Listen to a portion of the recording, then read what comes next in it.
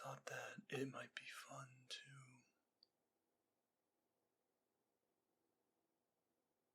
reevaluate some of my recent Google searches.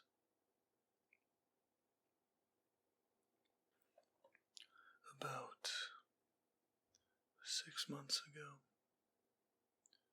I compiled a list of questions that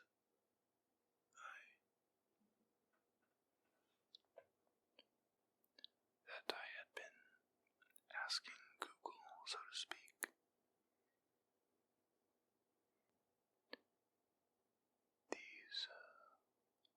These Google searches are things that I was curious about at the time, or inspired by things that I was curious about at the time.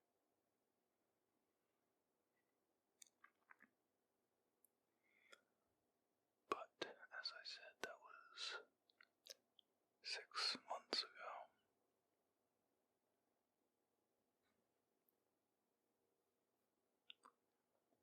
You know, life just happens sometimes. But I'm here to do it now.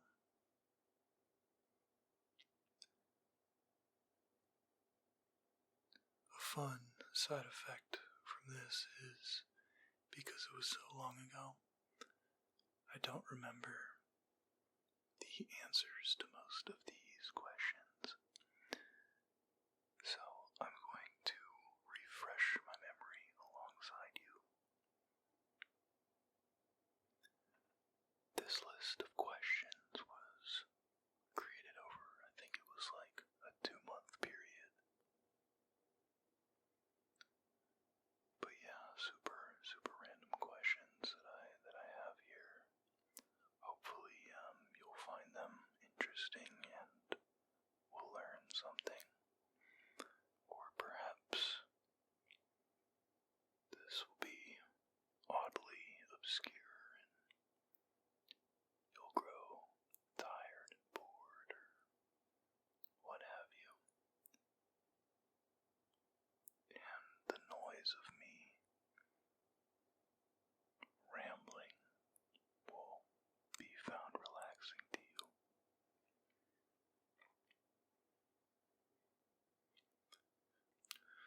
So let's go ahead and get into it. The first question that I have here is, how did middle-aged sailors or Vikings sleep on their boats?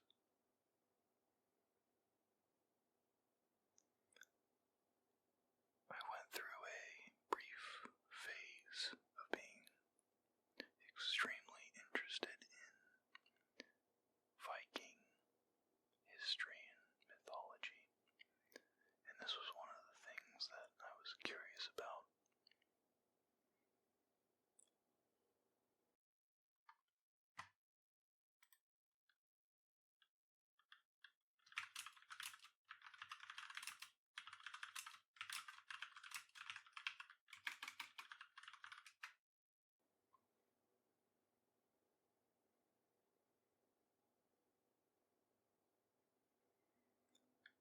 Very interesting. It says here that they would take the sail down and lay it across the ship to make a tent and sleep under it.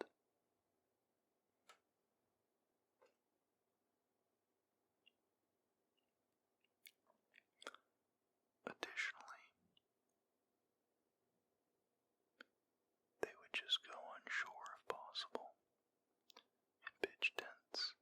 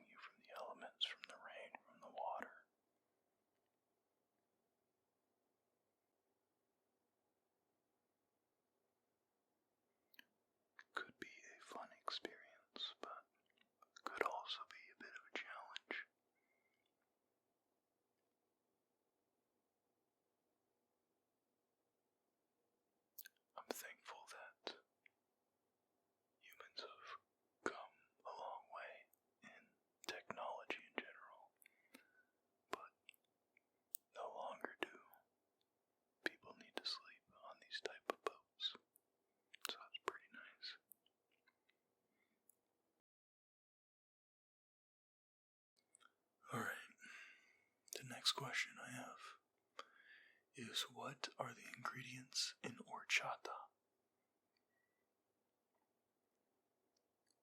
If I recall, I had horchata flavored ice cream, and it was very delicious. And I realized I didn't actually know what horchata was. So let's find out.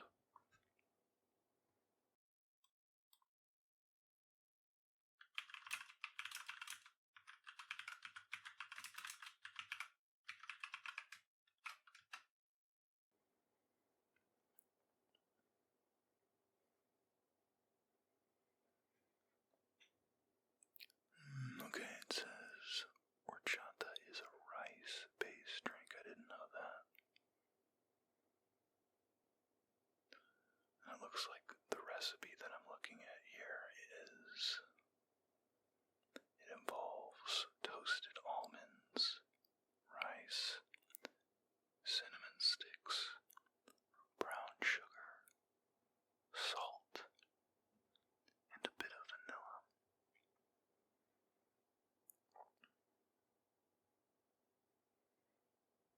Wow, that sounds really good.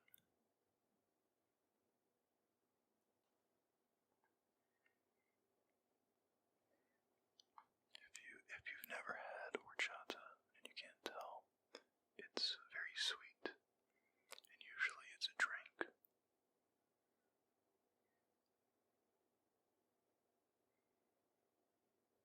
Man, that sounds pretty good.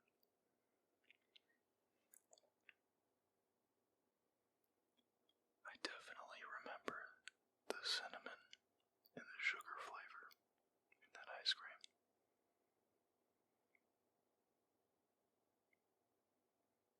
The more you know.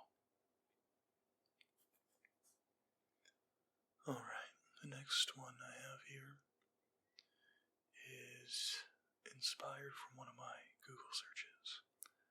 And I will pose the question to you. Did you know that there are 3 countries to the east of Venezuela? Oddly specific, I know, but I only found out pretty recently that about, 3 countries that are located in South America that I wasn't aware about.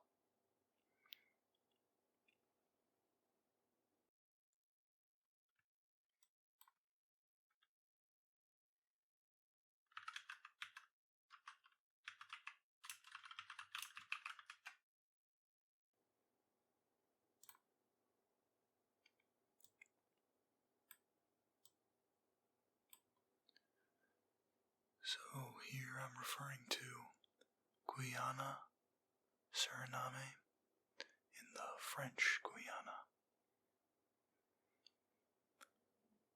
Perhaps I'm just ignorant. I don't know if most people know about these countries. But if I had to recreate a map of South America, I would have not recalled these countries up until, a few months back. But yeah, I had no idea that they existed. My apologies if anybody here is from those countries.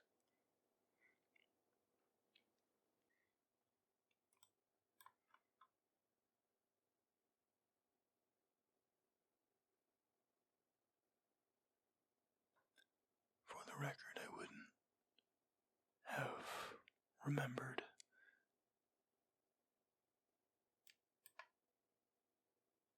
much of the Caribbean countries.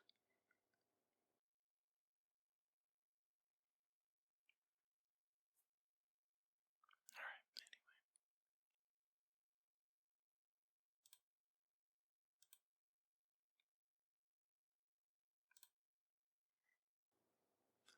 Alright, let's see the next question. So, it says, how come dogs/pets can eat the same food every day, but humans are not able to?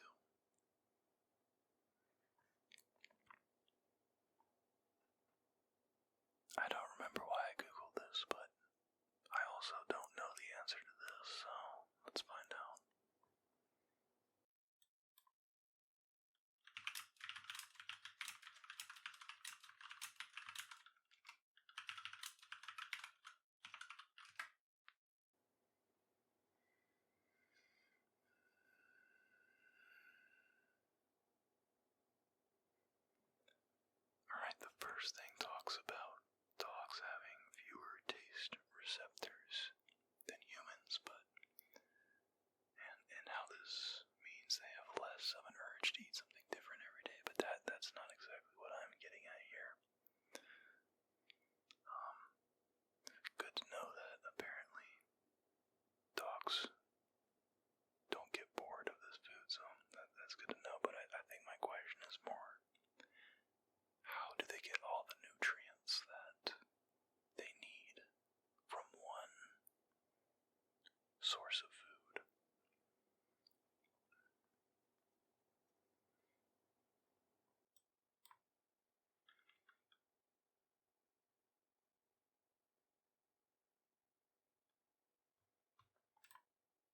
Let's see if I can find something here.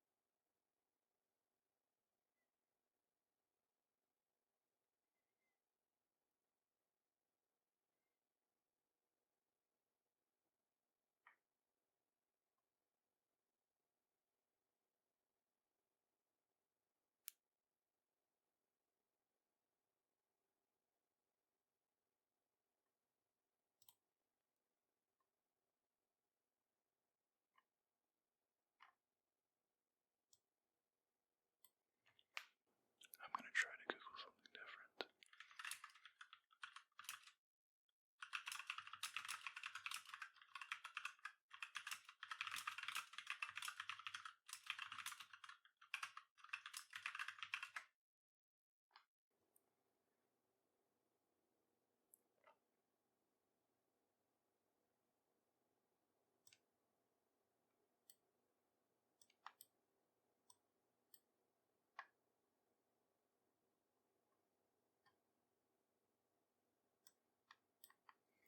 Interesting.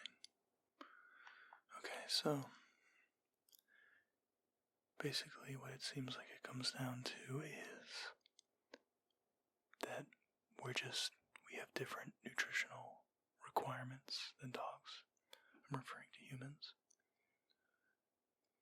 And dogs have more of an ability to only eat one thing, typically all meat, and their bodies can create other nutrients that we as humans don't have the ability.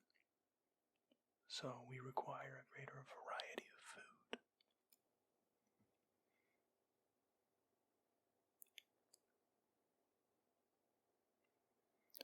It does say that generally it's not a bad idea to feed your dogs a wide variety of food. It can just be expensive, and they don't necessarily need the variety as badly as humans do, so. Interesting.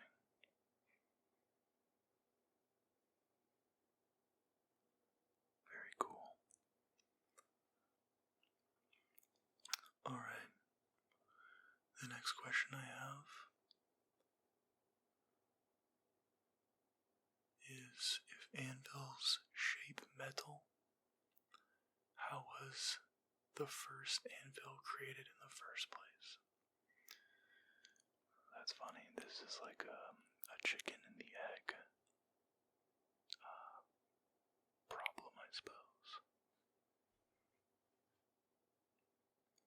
I have no idea why. I have no idea why I was searching that.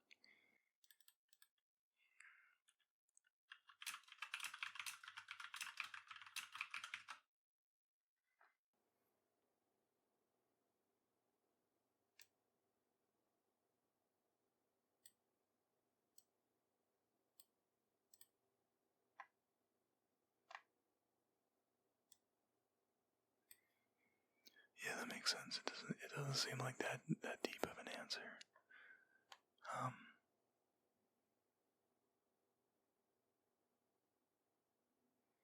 Basically, you could just use flat stone to forge things, and as metal became more prevalent, I suppose you could use the stone to kind of make a flat surface with the metal, and then you can turn around with that metal and make more metal objects. Yeah, I have no idea why I was searching that, but that's kind of funny. Alright.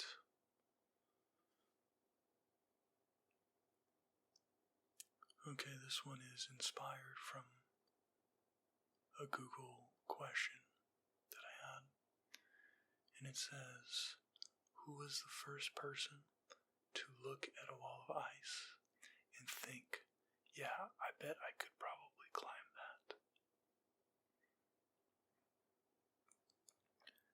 I think at the time I was looking into ice climbing, and I must have had the thought, who was the first person that was like, yeah, I could go up that?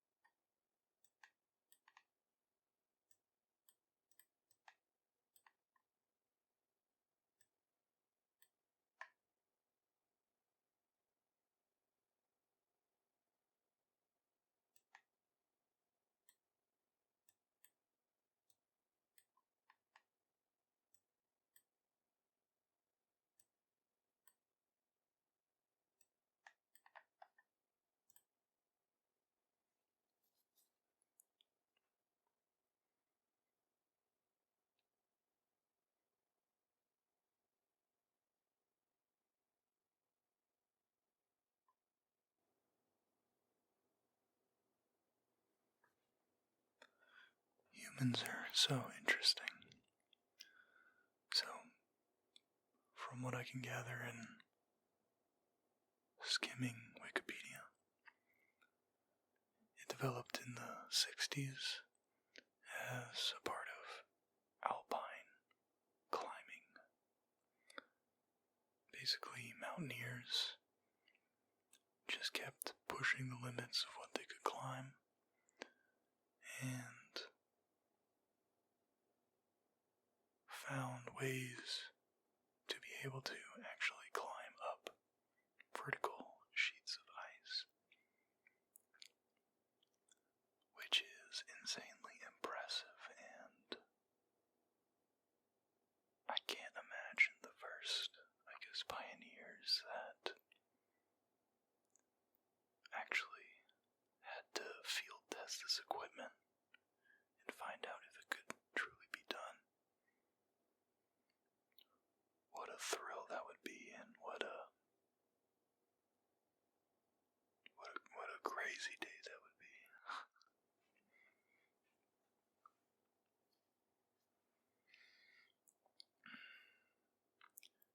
Humans are crazy. That is one of the cool things about us humans is we're never really satisfied. satisfied with our limits, and we'll find ways to kind of push the envelope and push ourselves and our abilities to places that people would have only dreamed about in the past.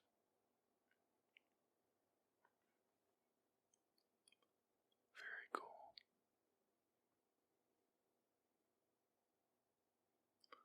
Alright, next question. How long did it take Marathon to run a marathon? So I don't know if... Let's see how much I can remember. I don't remember why I was Googling this, but if I recall, Marathon was... I think this was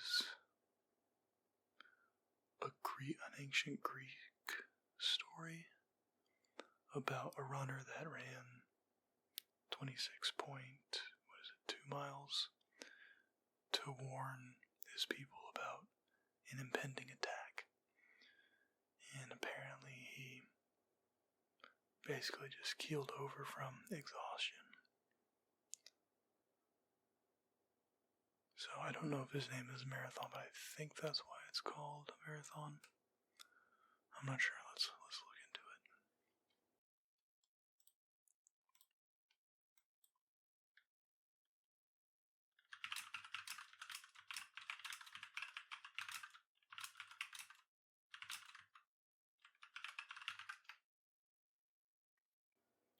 Okay, looks like his name was not at all Marathon. It was Pheidippides, if I'm pronouncing that correctly.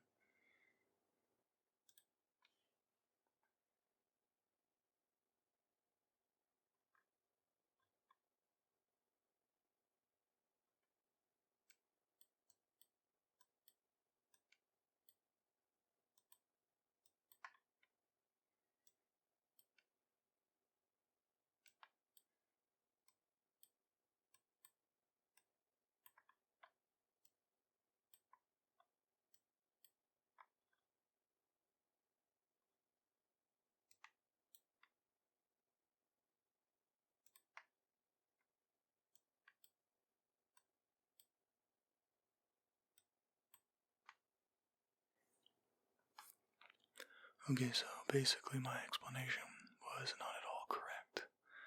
I have grossly misremembered everything about this. So it looks like he ran about a marathon, 25 miles, to announce a Greek victory. Not that there was an impending invasion.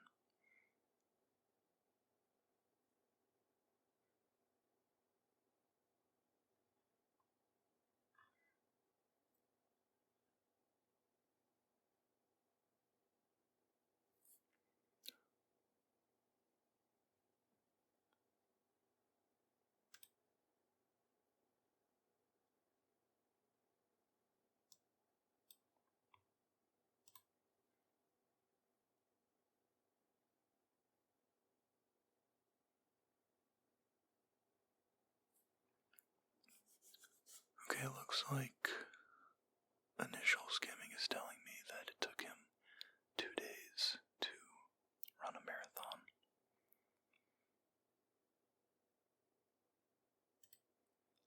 Which is longer than I would have thought, but I mean, this was back in the day, right? Either way, super impressive. It's not like they had supplements or any Gatorade or anything like that.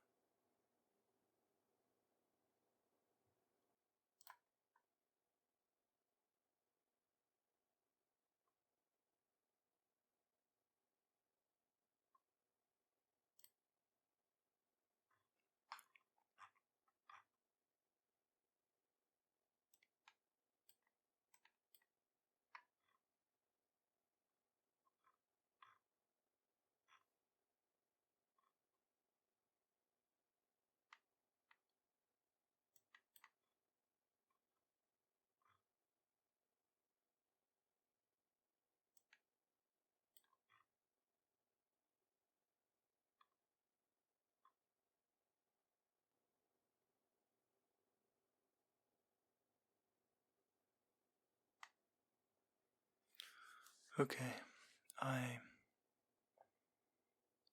basically butchering this entire legend.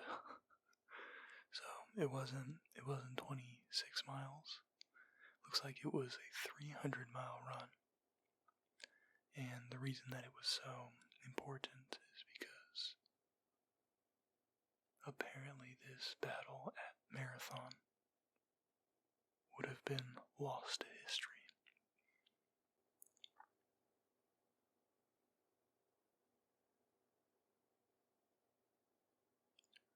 So it took him 2 days to run 300 miles, which makes a lot of sense.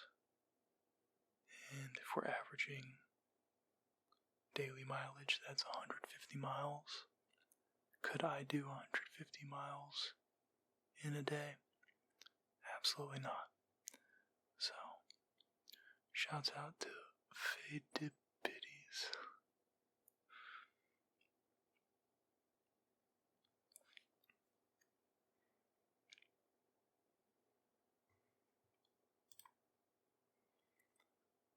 Alright, let's see. This next one is inspired by something that I only just found out about recently. And I pose this to you. Did you know that white barbecue sauce is a thing? I had never heard of it. But apparently it comes from the south of the United States. I think it's Alabama specifically, but we can check here in a sec.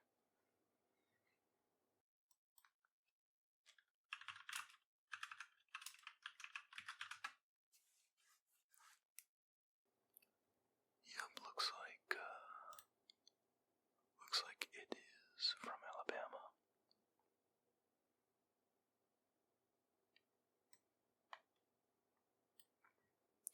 And it uses mayo as a base, along with vinegar, sugars, and spices, and I suppose that's where it gets its white color from.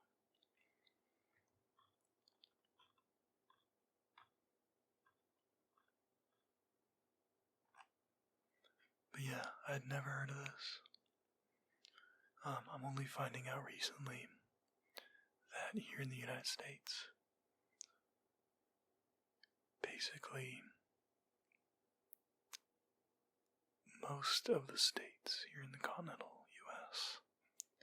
have their own variation and version of barbecue.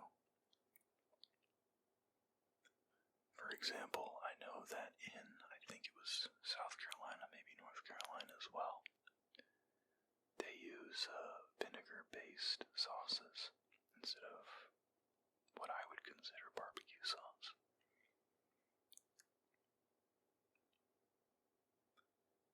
I believe there is a region somewhere in the U.S. that uses a mustard-based sauce for its barbecue. I've lived in the United States my whole life, and I had no idea that there were so many different variations of barbecue and barbecue sauces.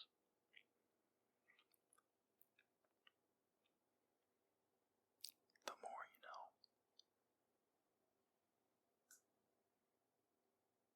Alright, next question. How is it that gorillas are so muscular, but they don't eat meat? I don't remember why I was looking this up. Perhaps this was just a random curious thought.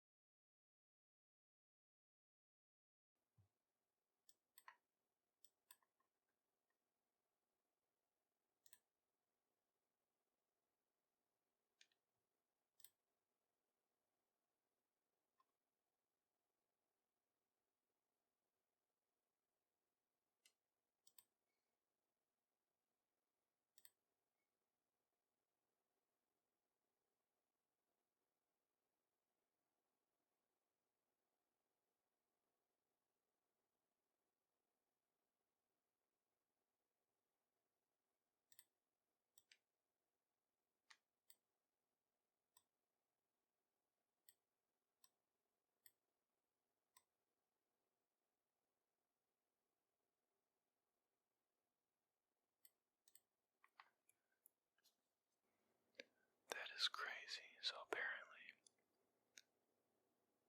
gorillas, they're either herbivores or omnivores, but they definitely mostly eat plants. So they don't eat meat as a main source of food. And apparently, they're so muscular because they make their own protein. More specifically, for my more scientifically inclined friends, gorillas have the ability to manufacture all of the amino acids that they need from plant protein.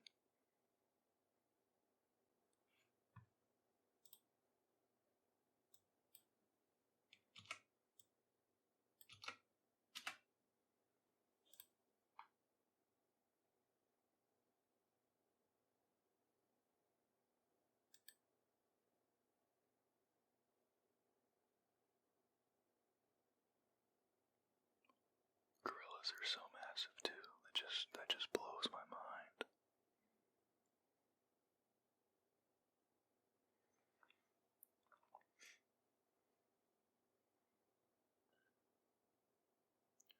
Alright, let's see. Looks like I got 2 more questions left. The next one is, what exactly are tamales? There's a pretty good chance that most of y'all already know what comprises tamales, but like I grew up eating them, I just have no idea how they're made or what exactly they are. Not sure why I googled this, but I can't remember it right now, so let's see.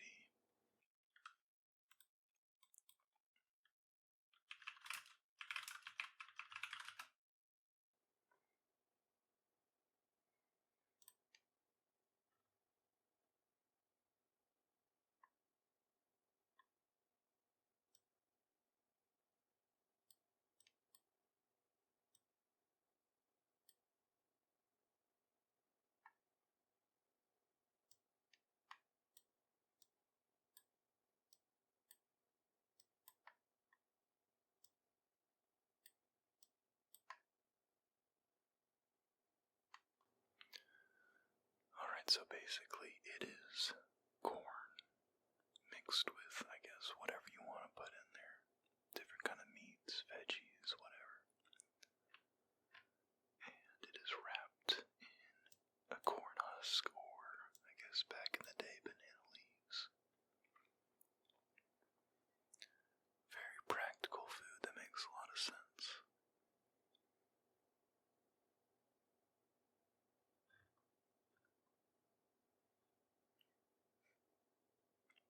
Additionally, they are steamed, which I think that makes the corn more firm.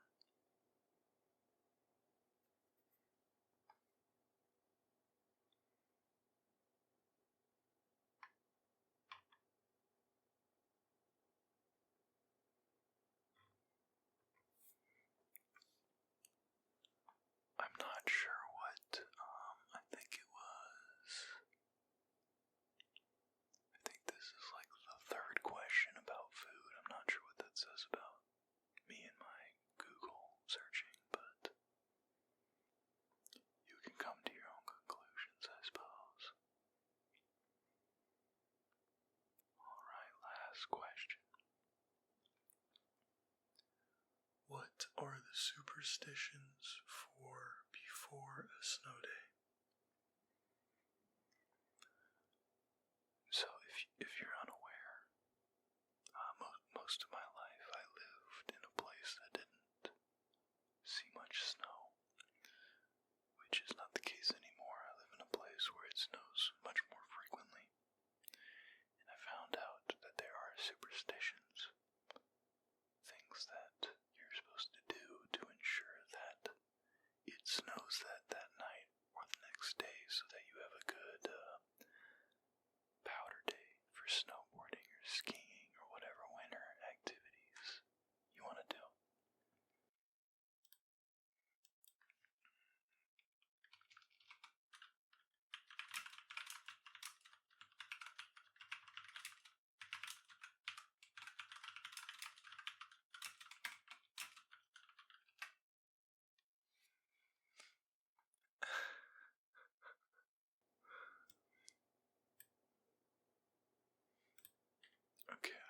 some of these, but some of these are new to me. The first one says to put a spoon under your pillow. I had a friend that told me about that. That was how I found out about these superstitions, and I was very confused. But, I mean, that's pretty fun, so maybe give that a shot if you want it to snow in the winter. Additionally, you can flush ice cubes down the toilet. You can brush your teeth with your non-dominant hand. You can open your freezer and put your head inside and yell, "Snow day," into the freezer. Additionally, and maybe the best one here is, it just says eat a ton of ice cream.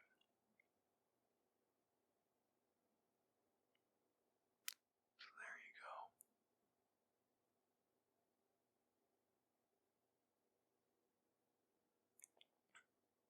What a great excuse to eat ice cream.